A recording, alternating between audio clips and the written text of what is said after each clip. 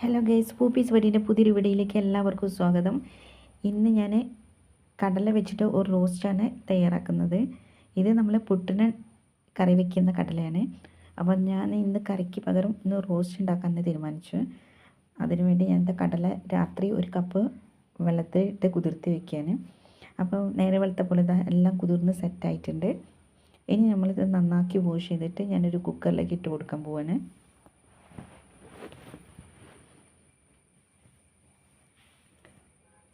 എന്നിട്ട് കടല മുങ്ങാൻ മാത്രം കുറച്ച് വെള്ളം വെച്ചിട്ടുണ്ട്.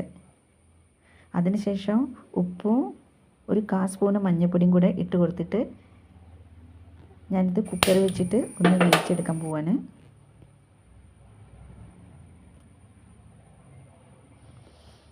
ഏകദേശം ഒരു 5 വിസിൽ കഴിഞ്ഞപ്പോഴാണ് കടല നന്നാക്കി വെന്തത്.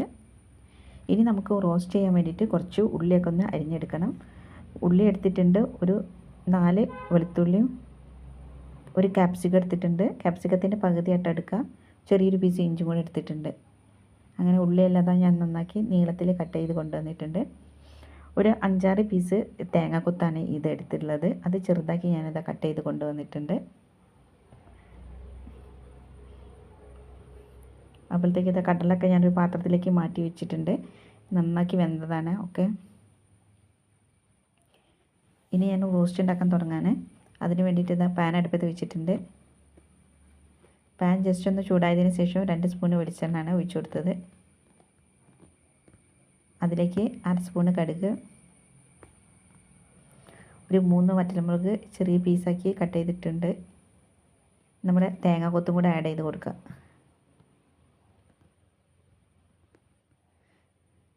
കൂടെ വെളുത്തുള്ളി ഇഞ്ചും കൂടെ ചതച്ചതും കൂടെ ഇട്ട് കൊടുത്തിട്ടുണ്ട്. എന്നിട്ട് നമുക്ക് ജസ്റ്റ് ഒന്ന് വഴറ്റിയെടുക്കാം.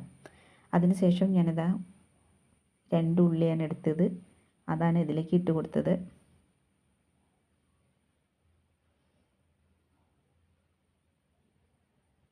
ഇനി ഇതിലേക്ക് ഞാൻ കുറച്ച് ഉപ്പ് ആഡ് ചെയ്ത് കൊടുക്കുന്നുണ്ട്. ഓൾറെഡി ഞാൻ കടലയിൽ ഉപ്പിട്ട് കൊടുത്തതാണ്. ഒരു പച്ചമുളകാണ് വട്ടത്തിലരിഞ്ഞത്. കുറച്ച് കറിവേപ്പില ഇട്ടിട്ട് നമുക്ക് ഇതൊന്ന് വേവിച്ചെടുക്കാം. പിന്നെ ഞാൻ ക്യാപ്സിക്കം കൂടെ ആഡ് ചെയ്ത് കൊടുക്കുന്നുണ്ട്. അടി പിടിക്കാണ്ട് നമുക്കിതൊന്ന് വഴറ്റിയെടുക്കാം.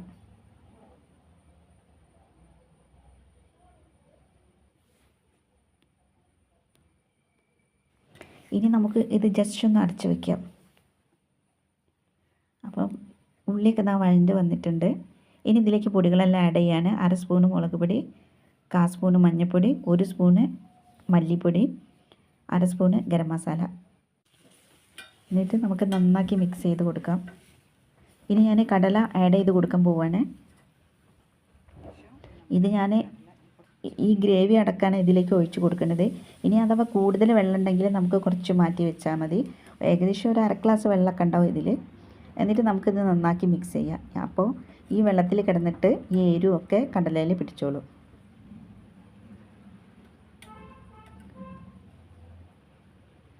ഇനി നമുക്ക് ഇത് അടച്ച് വെച്ചിട്ട് ഒരു 3-4 മിനിറ്റ് കുക്ക് ചെയ്തെടുക്കാം.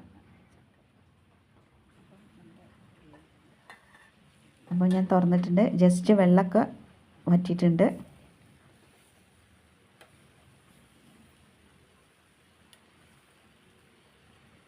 ഇനി ഞാൻ ഇതിലേക്ക് കുറച്ച് മല്ലിച്ചപ്പാണ് ആഡ് ചെയ്ത് കൊടുക്കുന്നത്.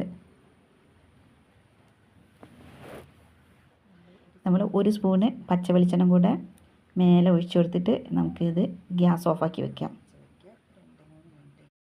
ഒരു 3-4 മിനിറ്റ് കഴിഞ്ഞതിന് ശേഷം നമുക്കിത് തുറന്നു നോക്കാം. ഏകദേശം ഒരു 3-4 മിനിറ്റൊക്കെ കഴിഞ്ഞു. ഞാനിത് തുറന്നിട്ടുണ്ട്. ഇനി നമുക്കൊരു പാത്രത്തിലേക്ക് സെർവ് ചെയ്യാം. അപ്പോൾ നമ്മുടെ സൂപ്പർ ടേസ്റ്റിയായ കടല റോസ്റ്റ് ഇവിടെ സെറ്റായിട്ടുണ്ട്. ഞാൻ കുറച്ചും കൂടെ മല്ലിച്ചപ്പ് ഇട്ട് കൊടുത്തിട്ടുണ്ട്. ഇതിൻ്റെ കോമ്പിനേഷൻ പപ്പടം കൂട്ടി കഴിക്കാനാണ് സൂപ്പർ ടേസ്റ്റ്. അപ്പോൾ ഇത്രയുള്ള വീഡിയോ ഇഷ്ടപ്പെട്ടാൽ ഒന്ന് ലൈക്ക് ചെയ്യുക.